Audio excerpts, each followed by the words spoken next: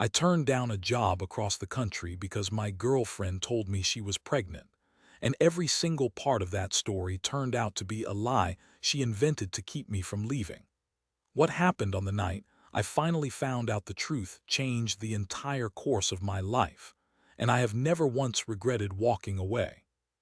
She told me she was pregnant on a Tuesday night in October, and I believed her for 6 weeks before a conversation with my neighbor tore the whole thing open. I've been sitting on this story for a while. I kept telling myself I'd wait until the dust had fully settled, until I could look back on it without my jaw tightening, until it felt like something that happened to a person I used to be instead of something that was still happening to me. I'm not sure I'm all the way there, but I'm far enough that I can tell it straight. Her name was Renata.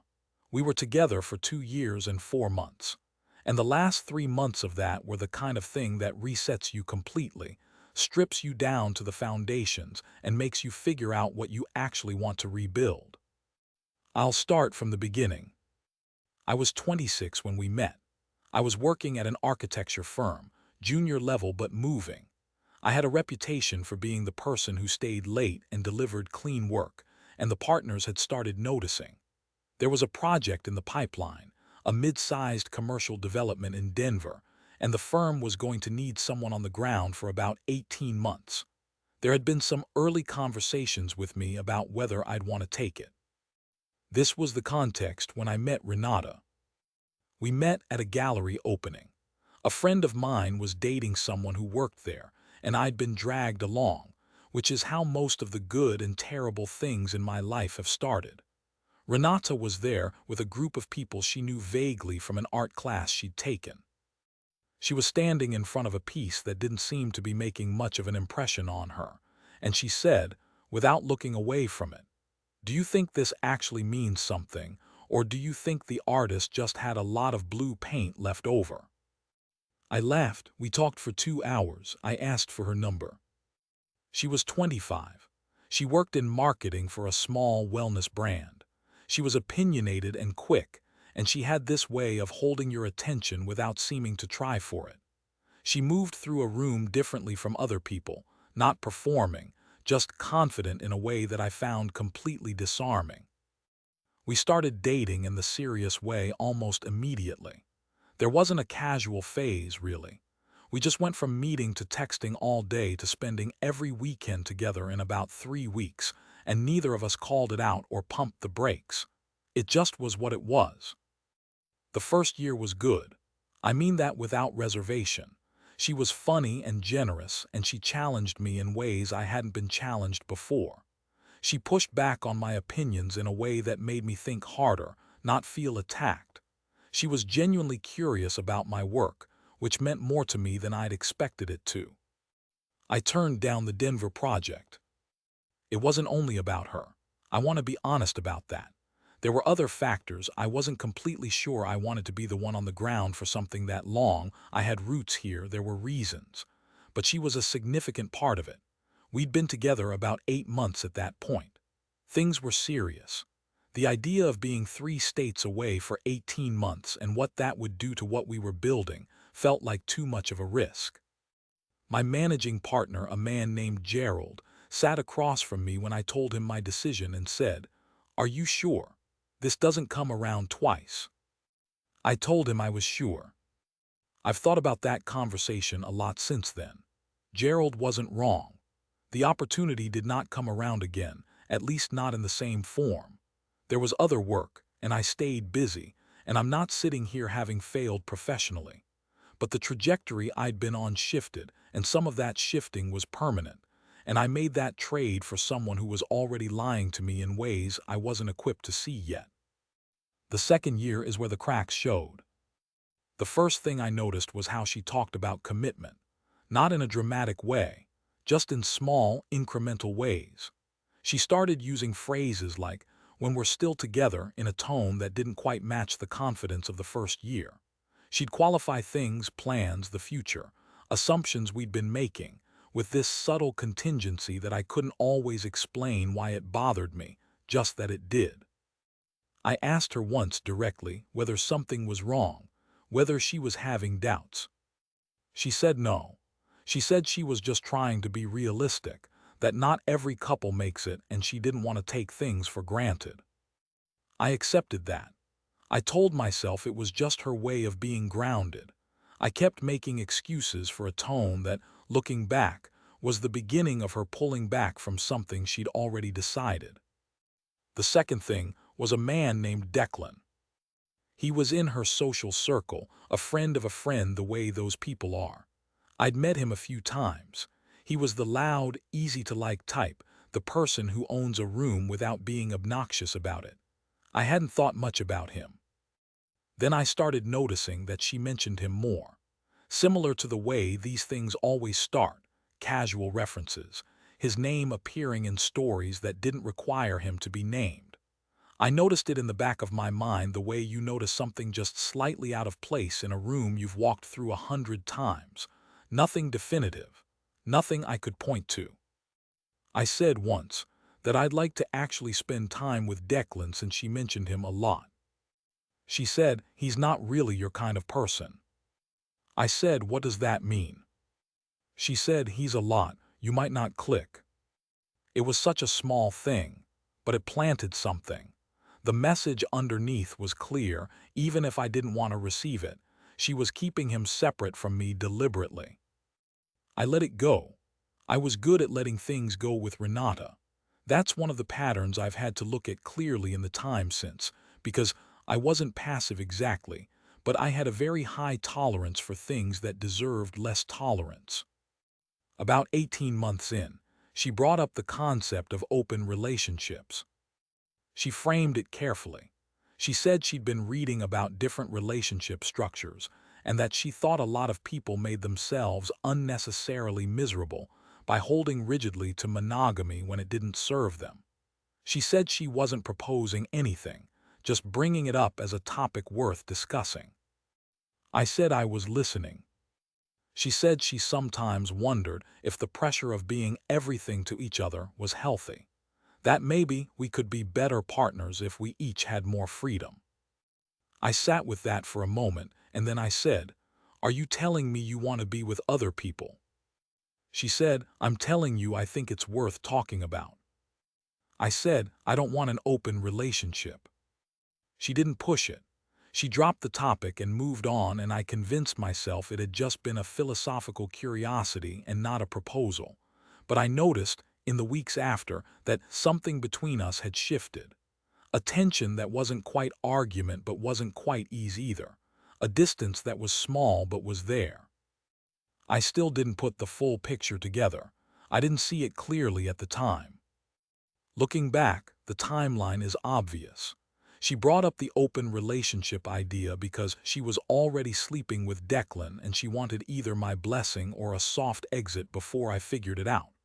When I said no, she had to make a different calculation. And that calculation, it turned out, was to find a way to keep me anchored. About 2 months after that conversation, I reached a point where I decided I needed to have a real conversation with her. Not an accusation, just an honest check-in about where we were. I'd been feeling the distance for weeks, and I was tired of the low-grade wrongness of it.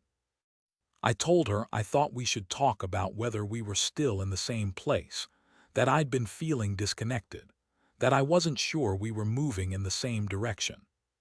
She listened. She was very still while I talked. When I finished, she said, "Are you trying to break up with me?" I said I wasn't trying to, but I was asking whether we should be honest with each other about what we both actually wanted. She started crying, not dramatically, just quietly, which was worse somehow. She said, "I can't do this right now." I asked her what that meant. She was quiet for a long moment. Then she looked at me and said, "I'm pregnant." I've tried many times to remember exactly what I felt in that moment. The closest I can get is a kind of complete stillness, like everything stopped, like the conversation I'd been trying to have was just instantly, entirely irrelevant. I said, "What?" She said she'd been scared to tell me, that she'd been trying to figure out what to do first, that she hadn't planned it and she didn't know what I wanted and she'd been carrying it alone for 2 weeks. I asked if she was sure. She said yes. I asked about next steps. She said she didn't know, that she needed time to think. We didn't break up that night. Obviously. Everything I'd been building toward got deferred, because what do you say after that? The whole conversation rearranged around this new reality, and I went into the mode that I go into when there's something that has to be handled, practical, focused, not falling apart. Over the next week, I was completely present for her. I asked questions. I looked up information. I told her I was with her in whatever decision she needed to make. I checked in every day. I made myself someone she could lean on, because that's what I knew how to do. She said she thought she wanted to keep it. Then she said she wasn't sure. Then she was quiet about it for several days. When I pressed gently, she said she was still processing. The weeks passed like that. 6 of them.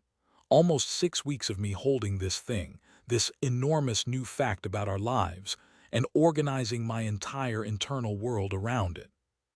I told no one. She asked me not to, not until they'd figured things out, and I respected it. So I was carrying it alone, and she was theoretically carrying it too. And in that shared weight, I felt, stupidly, like we were more bonded than we'd been in months. I want to stop here for a second and just say that I understand now exactly what she was doing. She was using the idea of a baby, a person, a life, as a chain. She was watching me almost leave, and she threw the one thing she could think of that would make me stay, and she threw it without a single thought for what it would cost me to believe it. I've had to sit with the anger about that for a long time. Some of it is still there. My neighbor was a man named Stewart. Mid-40s, divorced, worked from home. He'd lived in the apartment directly across the hall from mine for about 3 years. We had the kind of relationship where we said hello in the hallway, occasionally shared a word about the building, sometimes left packages for each other when we were out. Friendly, not close. He knocked on my door on a Thursday evening. He said, a little awkwardly, that he wasn't sure if he was doing the right thing by telling me, but that he'd seen something and it had been sitting with him, and he didn't feel right keeping it to himself. He told me that 3 nights earlier, he'd come home late, around 1 in the morning, and he'd seen Renata leaving my apartment with a man he didn't recognize. They'd been arguing quietly in the hallway. He'd let himself into his apartment quickly because he didn't want to be in the middle of it. But before his door closed, he'd heard her say something to the man about needing more time to handle it, and the man say something back about being done waiting. Stewart said, I don't know what's going on in your situation, but it seemed like something you should know. I thanked him. I closed the door. I sat down on my couch and tried to build a version of that story that wasn't what it obviously was. I couldn't. I texted Renata and asked her to come over that night. I told her it was important. She came. I want to describe the apartment I lived in because the camera matters to this story. It was a corner unit. There was a small hallway that connected the entrance to the living area, and a while back there had been some security concerns in the building, a package theft situation, and I'd put up a basic doorbell camera with a wide-angle lens that also captured about the first 6 feet of the interior hallway. I'd forgotten about it mostly. It was just there. She arrived around 10:30. She was dressed normally, came in, sat on the couch. She seemed tense, but she often seemed tense lately. I told her Stewart had told me what he'd seen. She went very still. I said, who was that man? She said, that's not what it looked like. I said, what did it look like? She said his name was Declan. She said they were just friends and that he'd stopped by because he needed to talk to her about something personal, and they'd had a disagreement about it and she'd walked him out. I said, at 1 in the morning. She said, he's going through something. I said, are you sleeping with him? She said no. Her voice was very flat when she said it, not hurt, not indignant, just flat, which was itself the answer. I said, I want you to know that I've been carrying the last 6 weeks, believing we were about to become parents, that I organized my whole reality around that. I need you to tell me the truth about the pregnancy. She didn't say anything for a long moment. I said, "Renata." She said, "I thought I was pregnant. There was a test." I said, "Were you pregnant?" She said, "It might have been a false positive. I was going to tell you when I was sure." I said, 6 weeks. She said, "I didn't want to upset you." That's when I stood up. My hands were shaking.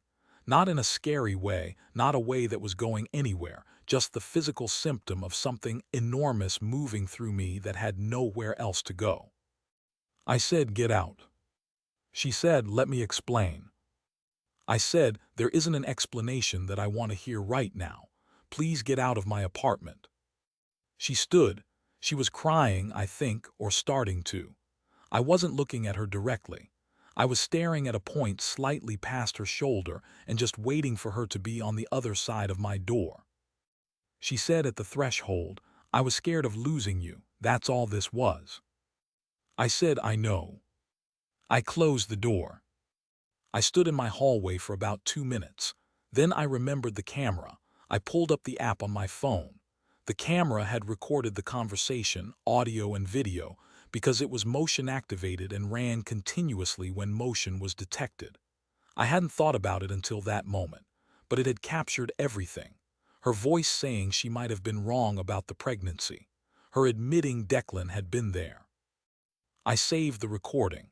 I didn't know then exactly why I'd need it. I just knew it felt important to have. What followed the next few days was a kind of chaos I wasn't prepared for. Renata didn't go quietly. She called.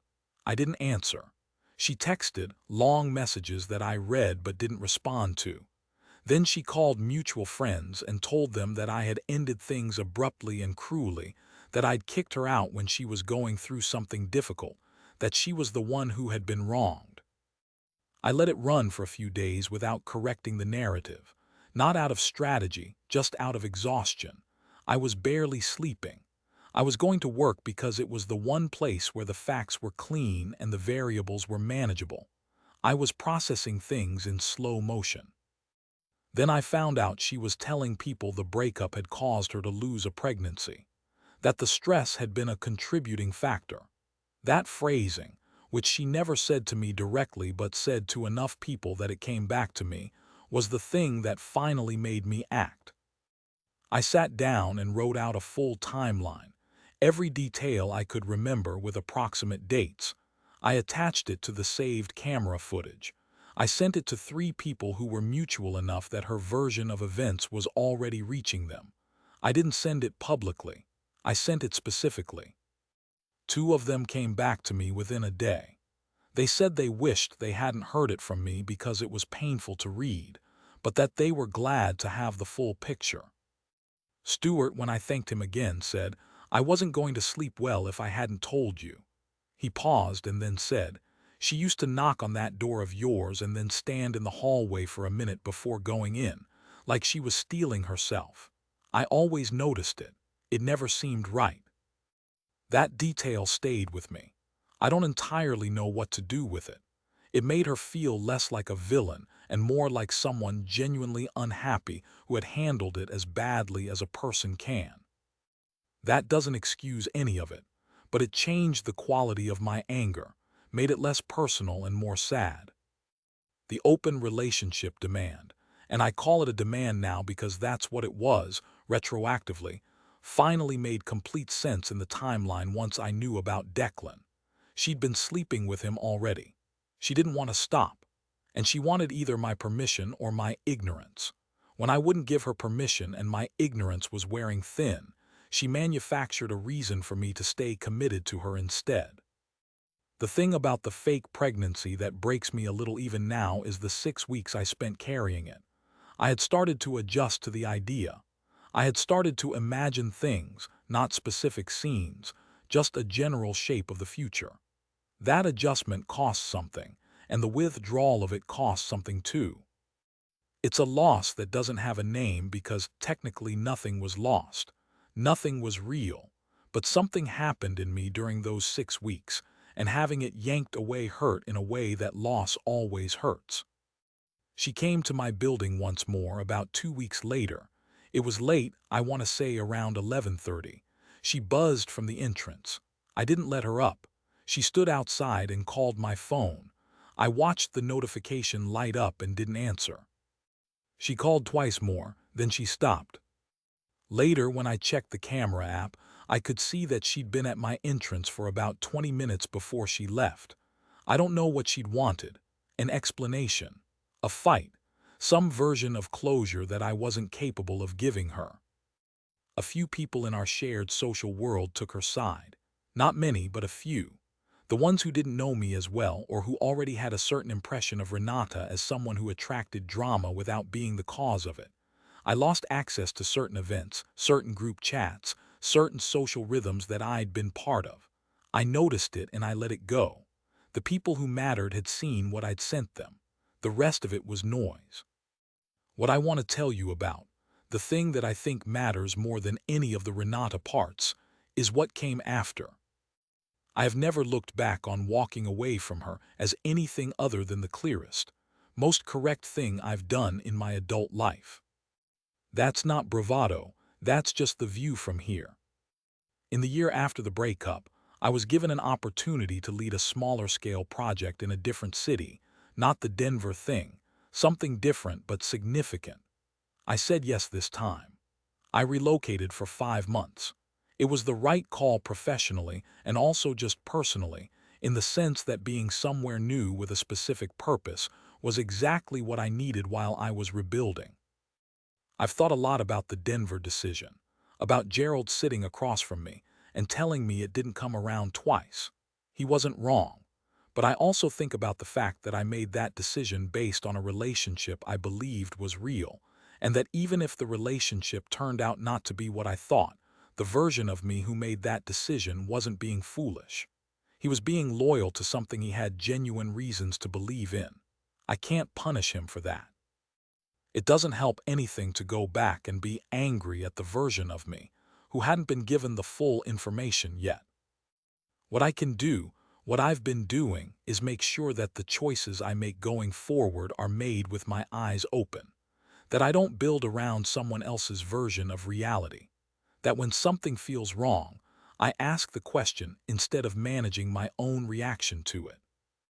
There's a version of this story where I feel sorry for Renata. Some days I do, a little. Cheating on someone isn't typically about how good the person is that you're cheating on. It's usually about the person doing it, what they're running from, what they've convinced themselves they need.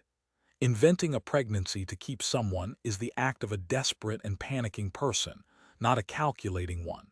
I don't think she sat down and decided to be monstrous. I think she was trying to hold on to something with tools that shouldn't have been in her hands. That doesn't make it okay. I want to be clear about that. There is no version of lying about a pregnancy that okay. There is no version of sleeping with someone else for months and then asking your partner if they'd be fine with an open relationship that is okay.